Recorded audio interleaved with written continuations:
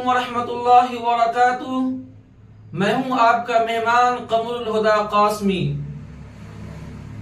اسرائیل کے پہلے وزیر اعظم ڈیوڈ بن گوریان کے دلوں کو چیر دینے والی باتیں اور حواس باختہ کر دینے والی باتیں آپ کے سامنے شیئر کر رہا ہوں۔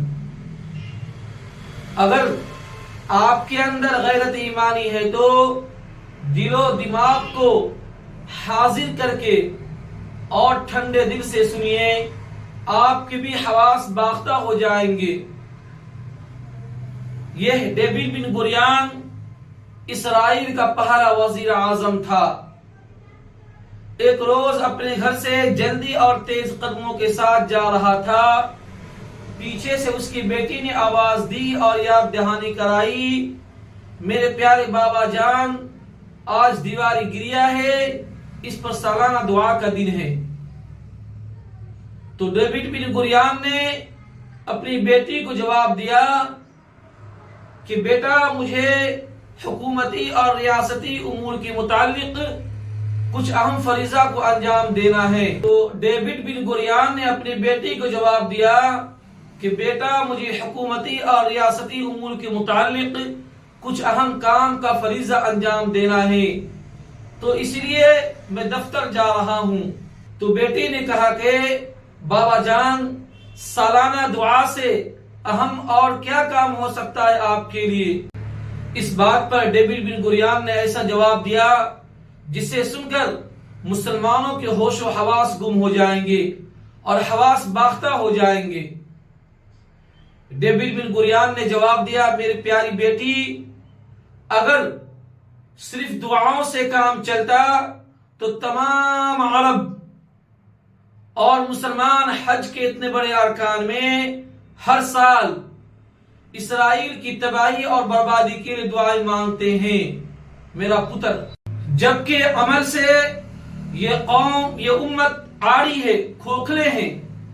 نتیجہ تمہارے سامنے میں ہے میرا بیٹا کہ عرب اور مسلمان کس حال میں اپنی زندگی گزار رہے ہیں، اور نوزائیدہ یہودی ریاست میں نہ مولوی ہے، نہ تعویذ گنڈا ہے، نہ دھاگا ہے، نہ بھوت پریت اور نہ جنات و شیاطین کا اثر ہے، اور نہ ہی لمبی چوڑی یا مختصر دعائیں مانگی جاتی ہے۔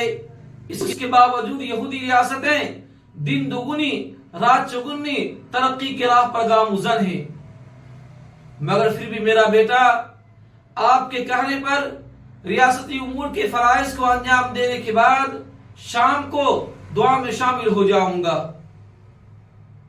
میرا آپ سے ایک سوال ہے، میرا آپ سے ایک سوال ہے، ذرا سوچئے، اپنی گریبان میں جھانکیے۔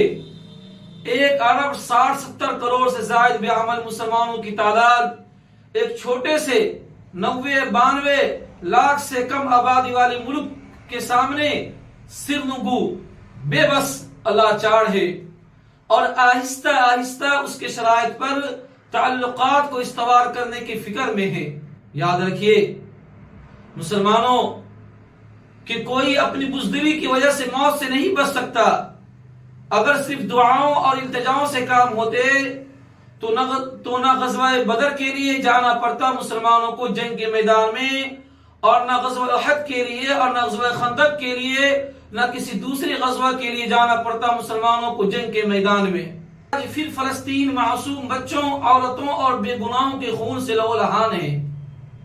امت مسلمہ دعاؤں کا اہتمام کر رہی ہے، تلواریں بیچ کر مسلح خرید رہے ہیں، امت کے ماؤں، بہنوں اور بیٹیوں کی عزت لٹتی رہی، اور ہم صرف دعائیں کرتے رہیں اور اپنے گھروں کے اندر 3 وقت کا کھانا کھا کر کے بے فکر کی نیند سوتے رہے۔ افسوس، صد افسوس، ہمیں اور آپ کو دوبارہ سے سوچنا چاہیے۔ جتنے بھی مسلم رہنما ہیں، لیڈر ہیں، انہیں دوبارہ سے سوچنا چاہیے، کب تک ہم اور آپ مفاہمت کی جنگ لڑتے رہیں گے؟ کب تک ہم اور آپ آپسی مسئلے کی ذاتی سیاسی خان جنگی کرتے رہیں گے؟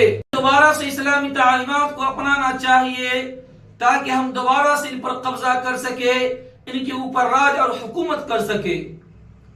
اگر یہ ویڈیو اچھی لگی ہو تو ضرور شیئر کیجیے گا اور سبسکرائب بھی کر دیجیے گا۔ اپنا اور اپنے رشتہ داروں کا خیال رکھیے. اللہ حافظ. جے ہند.